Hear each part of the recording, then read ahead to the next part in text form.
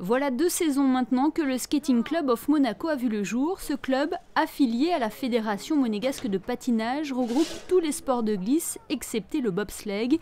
Si le SCOM peut compter de nombreux licenciés en patinage artistique, il en est de même pour le hockey sur glace. Ils sont une vingtaine à porter le maillot des Barracudas de Monaco. La semaine dernière, ils accueillaient leurs voisins niçois pour un match amical, l'occasion de promouvoir la discipline en principauté. Ce qui est important pour nous, c'est d'avoir une équipe, les Barracudas justement, qui invite dans une opposition les joueurs de l'équipe de Nice pour démontrer que le hockey existe à Monaco. Et grâce à ces petites rencontres amicales, il y a les jeunes qui commencent à s'intéresser au hockey. L'année dernière, on n'avait qu'un jeune qui voulait faire du hockey. Cette année, on en a une quinzaine et c'est plutôt bien parti pour le futur.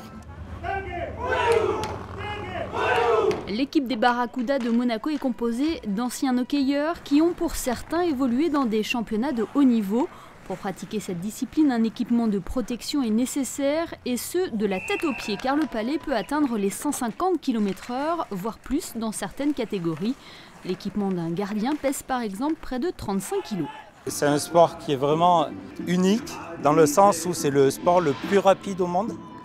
Donc il se joue donc avec 2 équipes, logiquement de 15 joueurs de chaque côté, plus 1 voire 2 gardiens.